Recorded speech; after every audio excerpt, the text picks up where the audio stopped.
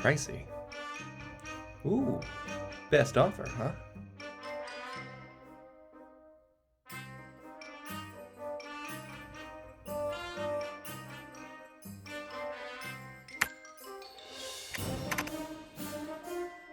Hey, it's worth a shot.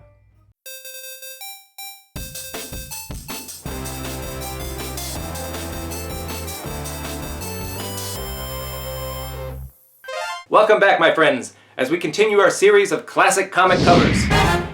Today's subject, Incredible Hulk #1.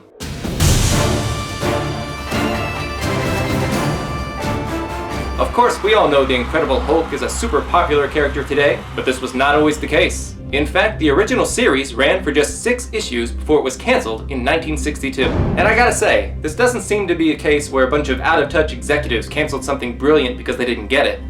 No, that original run of Hulk was kind of a mess. After being bombarded by gamma radiation, scientist Bruce Banner transforms into the massive and monstrous Hulk. But did you know that initially Bruce only transformed into the Hulk at night, although this was later changed. And as you can see, he started off gray, but was switched to green due to issues in the printing process. He went from slow and lumbering to a super quick long jumper. And it even got to the point where Bruce's body would change, but his head would stay the same, so he had to wear a Hulk mask. It's true! And that's all within those first 6 issues! With so many abrupt and downright confusing changes to the character, it's no wonder it didn't really engage readers. But, never fear, Hulk would return in Avengers #1 as a founding member of the team, before quitting in the 2nd issue. Poor Hulk just can't seem to manage to get any consistency. I mean, first his look completely changes, then he leaves the Avengers after their 2nd installment? Maybe it's appropriate for such an unstable character. Anyway, that first cover of Incredible Hulk by Jack Kirby has always been one of my favorites. From the weird science fiction style of this Jekyll and Hyde-like transformation happening, to that big question mark adding an element of mystery and intrigue, you can't deny it's pretty eye-catching and tantalizing to the imagination, which is what you needed to be to keep your spot on the comics racks in the 1960s. Now let's see if we can turn these perler beads into something incredible.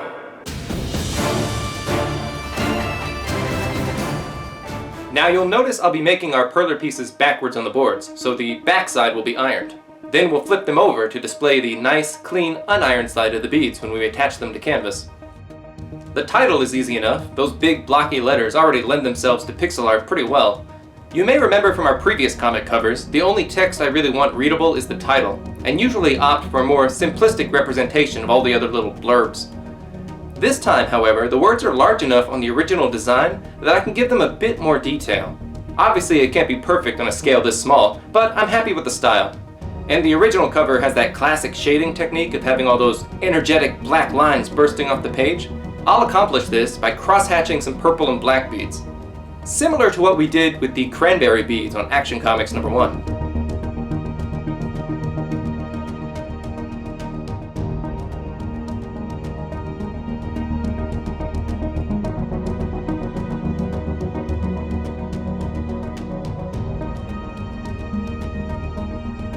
These figures in the background should really just be yellow and black, but I'm going to throw in some color honey as well to give them a bit more texture.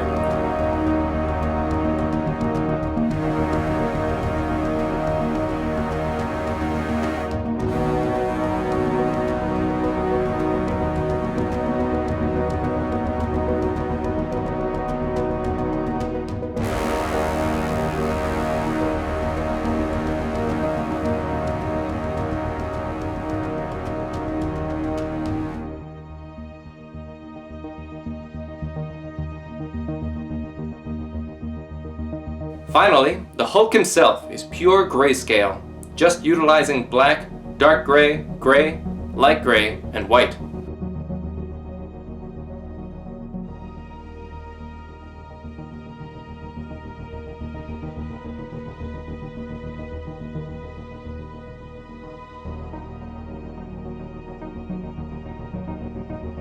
Once all of our perler pieces are made, we'll start mounting them to the 16 by 20 inch canvas I painted earlier. The background pieces are glued directly onto the canvas.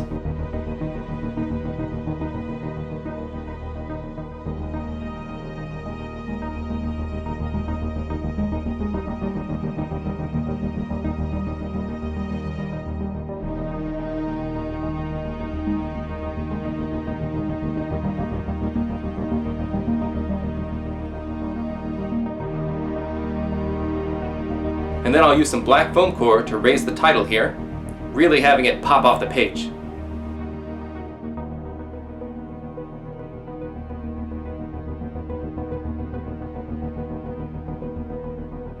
I'll do the same with the Hulk. That black foam core not only elevates the pieces, but really sturdies them up as well.